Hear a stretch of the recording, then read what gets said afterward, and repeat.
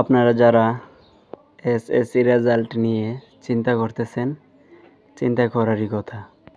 কারণ সন্নিকটে আপনাদের রেজাল্ট 12 তারিখে। চিন্তা করার কিছু নেই। আল্লাহ কপালে যা রাখছেন ইনশাল্লাহ তাই পাবেন।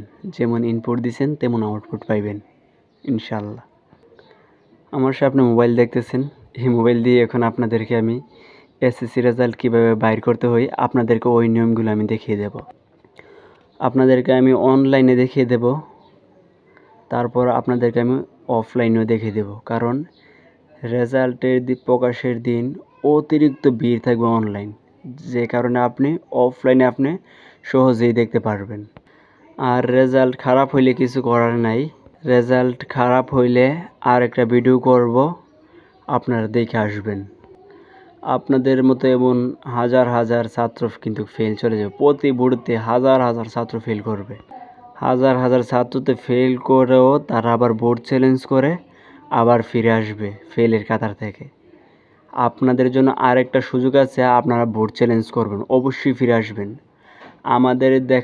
আমার দেখা মতে আমার বন্ধুবান্ধব অনেকে বোর্ড চ্যালেঞ্জ করে তাদের প্রাপ্ত রেজাল্ট পাইছে।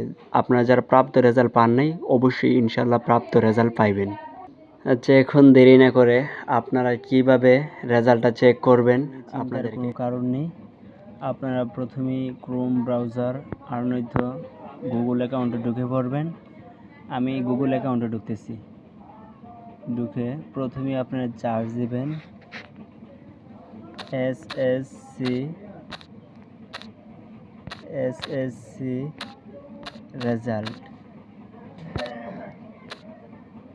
এসএসসি রেজাল্ট দিয়ে চার্জ দিলে এই যে এডুকেশন বোর্ড রেজাল্ট, এটা মধ্যে ক্লিক করবেন। ক্লিক করলে আপনারা এই যে দেখতে পাচ্ছেন, এই যে এইগুলো একটু টেনে বড় করে নেবেন।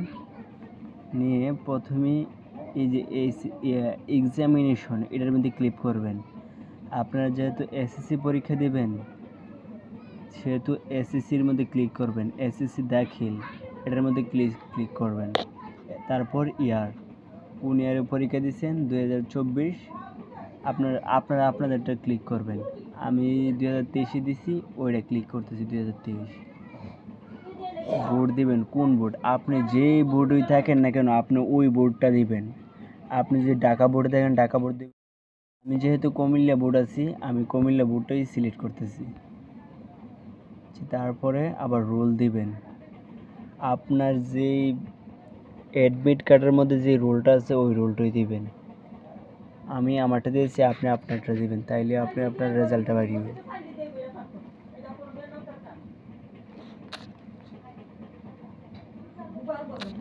18 46 71। তারপরে আপনার যে অ্যাডমিটের মধ্যে রেজিস্ট্রেশন, ওই রেজিস্ট্রেশনটা দিবেন। 19 11 11